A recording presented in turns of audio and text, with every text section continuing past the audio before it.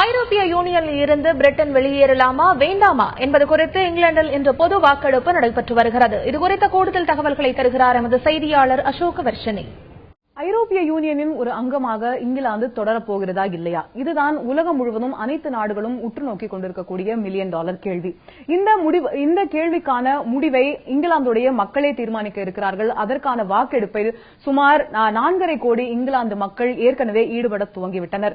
இன்று இந்திய நேரப்படி சுமார் காலை ஒரு 11 மணி அளவில் துவங்கிய வாக்கெடுப்பு இந்திய நேரப்படி நாளை அதிகாலை 2:30 மணி வரை தொடர்ந்து நடைபெறும் என்று எதிர்பார்க்கப்படுகிறது.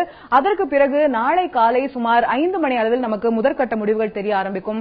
நாளை மதியத்திற்குள் முழுமையான முடிவுகள் தெரிந்துவிடும். ஐரோப்பிய யூனியனின் ஒரு அங்கமாக இங்கிலாந்து இருக்க போகிறதா இல்லையா என்பது.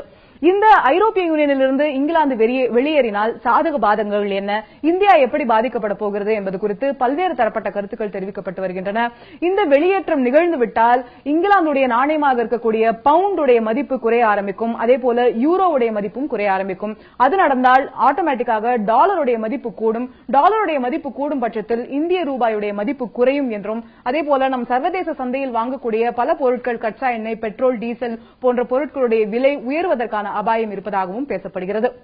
இது ஒரு பாதகமான அம்சமாக பார்க்கப்பட்டுக் கொண்டிருக்க, இன்னொரு பக்கம் சாதகமான அம்சங்கள் என்று நாம் எடுத்துக்கொண்டோமானால், இங்கிலாந்து தனி ஒரு நாடாக உருவான பிறகு ஐரோப்பிய யூனியனின் எந்த விதியும் அதற்கு பொருந்தாது என்ற நிலை ஏற்பட்டால், ஐரோப்பிய யூனியனில் தற்போது இருக்கக்கூடிய பல கடுமையான வணிக ரீதியான விதிகளை இங்கிலாந்து தளர்த்துவதற்கான வாய்ப்பு இருக்கிறது.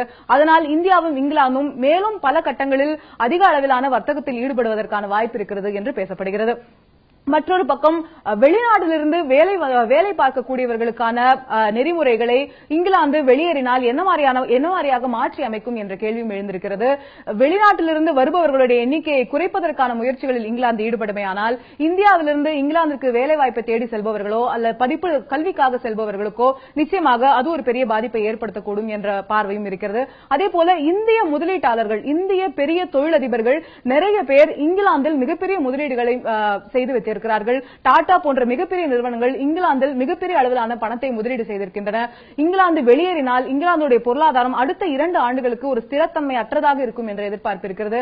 அப்படி நிகழ்ந்தால் அங்கு இந்திய முதலீட்டாளர்கள் செய்திருக்கக்கூடிய முதலீடுகள் என்னவாக போகின்றன என்ற கேள்வியும் எழுந்திருக்கின்றன. இங்கிலாந்து ஐரோப்பிய யூனியனின் ஒரு அங்கமாக இருக்க போகிறதா இல்லையா என்பதற்கான முடிவு நாளை மதியத்திற்குள் தெரிந்துவிடும்.